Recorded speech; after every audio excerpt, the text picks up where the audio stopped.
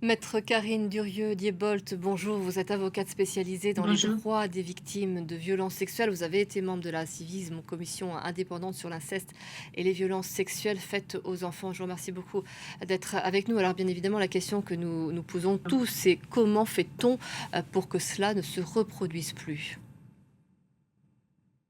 Bien, déjà, je voudrais souligner que ça fait des années qu'on appelle l'État, qu'on appelle au niveau national sur le fait qu'il y a des dysfonctionnements qui sont systémiques. C'est pas un cas isolé, malheureusement. Il a fallu qu'il y ait même un meurtre en réalité pour que l'on parle aujourd'hui des violences sexuelles sur les enfants. J'appelle vraiment à ce qu'il y ait un sursaut national. J'entends votre documentaire avec les réactions des personnes et je vois quand même qu'on commence à avoir une prise de conscience.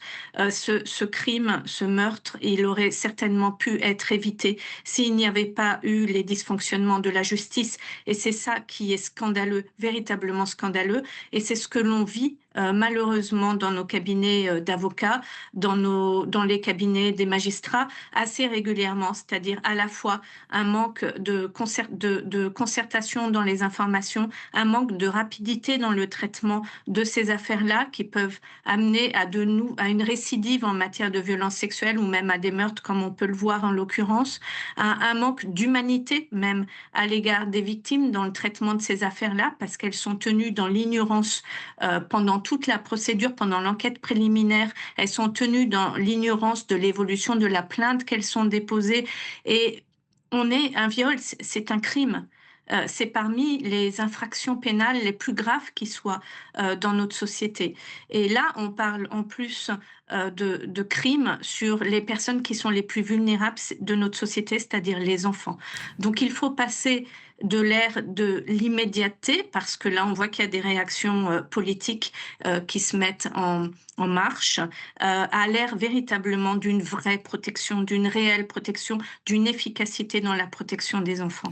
Pour revenir sur les dysfonctionnements que vous identifiez, en pratiquant, en étant au quotidien avec ces familles, avec ces victimes, vous nous parlez là enfin, ça renvoie au manque de moyens. Parce que pour être plus réactif, pour pouvoir, par exemple, être à l'écoute davantage des victimes, pour pouvoir lancer des enquêtes, il faut des moyens. Or, on voit que c'est là que ça bloque dans le système judiciaire qui est absolument débordé. Quand on parle de cette circulaire pénale qui n'a pas été appliquée, il y en a pour d'autres domaines de ces circulaires et elles sont pas systématiquement, mais très souvent employées et du Mm. coup, le système judiciaire se trouve submergé. À mon avis, il y a deux dimensions en matière de violence sexuelle sur les enfants. Il y a, comme vous venez de le relever, le manque de moyens parce que en France, on a quatre fois moins de procureurs de la République que la moyenne européenne. On a des magistrats qui sont saturés, des enquêteurs qui sont saturés parce que tout est finalement priorité nationale. Le narcotrafic est priorité nationale, le terrorisme est priorité nationale.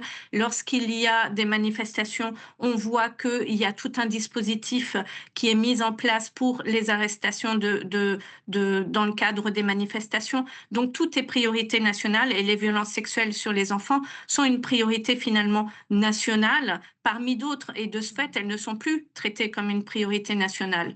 Il y a un véritable engorgement de la justice. Je vais vous donner un exemple. La semaine dernière, j'étais en audience correctionnelle pour des faits d'agression sexuelle en région parisienne. Il y avait 9 affaires à traiter qui étaient toutes des agressions sexuelles ou des incestes dans une après-midi. Et bien évidemment, la présidente du tribunal, lorsqu'elle a débuté son audience, a indiqué qu'elle ne pourrait pas juger toutes ces affaires et elle a renvoyé un certain nombre d'affaires à février 2027. Mmh. Donc vous voyez que c'est notre quotidien, mais il n'y a pas que ça. Il n'y a pas que les moyens, à mon avis. Il y a véritablement, depuis quelques années, une suspicion qui est portée sur la parole des victimes de violences sexuelles qui dénoncent des faits, sans doute aussi dans la suite de l'affaire d'Outreau en France, qui a fait beaucoup, beaucoup de mal à la parole des enfants victimes. Et de ce fait, dans nulle part d'autres affaires pénales, vous avez une suspicion quasi systématique sur la parole des victimes. Donc cette parole-là, elle n'a pas non plus l'écho dans notre monde judiciaire qu'elle devrait avoir. Et je dois dire que euh, s'il n'y avait pas eu le meurtre dans cette affaire ou même la disparition de la petite Liana, on ignorerait encore aujourd'hui les violences sexuelles qui ont été mises en lumière dans l'affaire à la charge de monsieur Jérôme B, qui est encore présumé innocent. Mais tout ce système-là ne serait pas révélé, toutes ces défaillances-là ne seraient pas révélées aujourd'hui s'il n'y avait pas eu la disparition et le meurtre. Les violences sexuelles, on a véritablement le sentiment qu'elles sont sous-estimées dans notre société. Or, je tiens à le rappeler, je suis une ancienne membre de la Civise.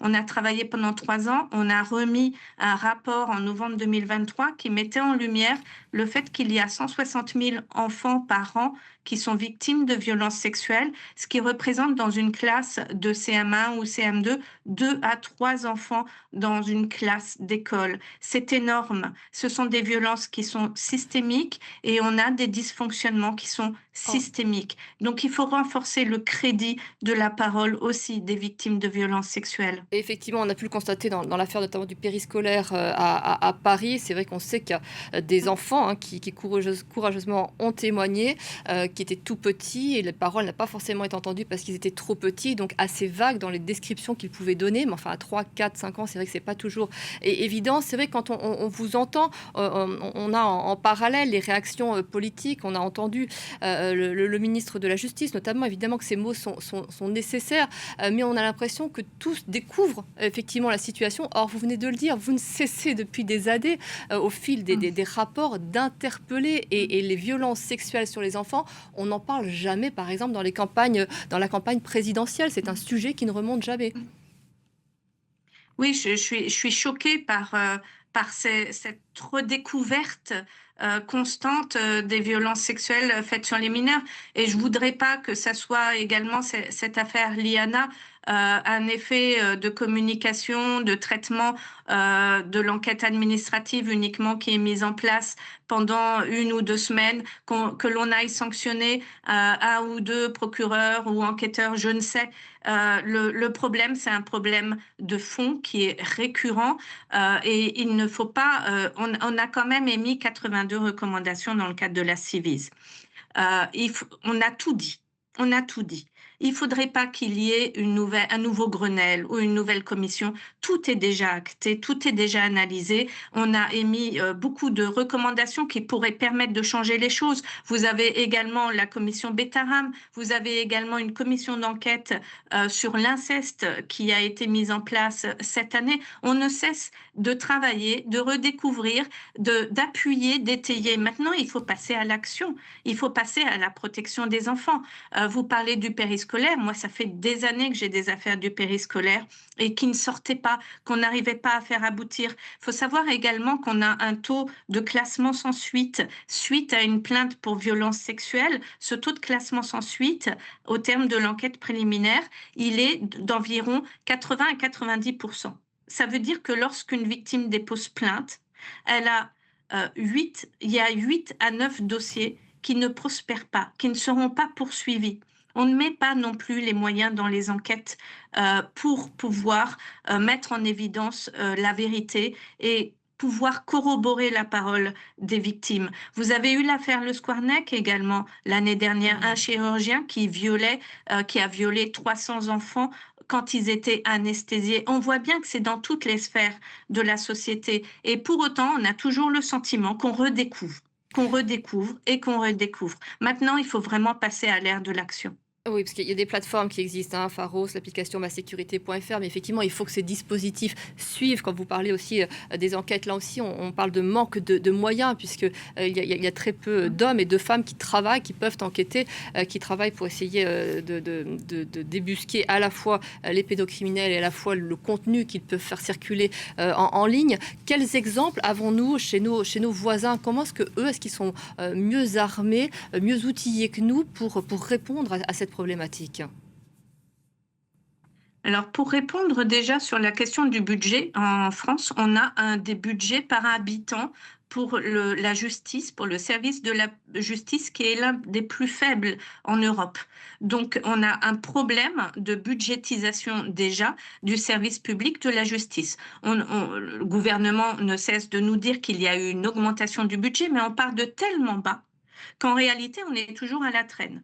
Il faut rappeler également que la France a été condamnée l'année dernière, en 2025, à plusieurs reprises par la Cour européenne des droits de l'homme pour des affaires de violences sexuelles et notamment des affaires de violences sexuelles sur les mineurs et qui pointait déjà du doigt la lenteur de la justice, le manque de formation des professionnels, parce que cela aussi, ça devrait être systématique, c'est-à-dire que sur toute la chaîne pénale, on ait affaire à des professionnels qui soient parfaitement formés à collecter, à recueillir la parole des enfants.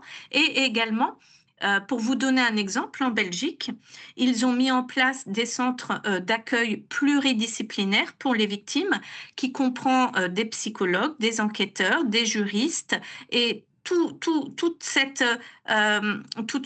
cet aspect en fait pluridisciplinaire permet d'avoir un meilleur accueil des victimes, un meilleur recueil de la parole des victimes, plus d'efficacité également. Donc on n'est pas un pays, alors on se dit encore le pays, on va dire, des droits de l'homme, mais en tout cas, on n'est pas le pays des droits des femmes et on n'est pas le pays des droits des enfants. Ça, c'est certain. Il y a des appels à se rassembler qui ont été lancés pour demain, 19 h, devant tous les tribunaux de France, en plus de cette marche évidemment d'hommage aujourd'hui. Vous pensez que ce drame peut agir comme un électrochoc, faire bouger les lignes? Je pense qu'il faut vraiment qu'il y ait un sursaut national, que la société s'en empare. Nous, professionnels, on dénonce ces dysfonctionnements systémiques depuis des années. Vous avez également beaucoup de victimes qui ont créé des collectifs, qui agissent depuis des années et qui s'épuisent aussi psychologiquement, physiquement à cela. Il y a évidemment les associations féministes qui dénoncent depuis très longtemps, mais là, je pense qu'il faut vraiment un sursaut national. Il faut que la société s'empare de ce drame, de cette catastrophe, et que l'on ne considère surtout pas que ça soit un cas isolé. Parce que là, ça serait grave. Ce n'est pas un cas isolé. Ce sont des dysfonctionnements qui sont systémiques et il faut traiter les violences sexuelles sur les enfants en priorité nationale. Véritablement en priorité nationale. Ne pas peut-être donner suite également aux recommandations de la Civis. On a travaillé pendant 3 ans. J'ose espérer que ce n'est pas pour rien.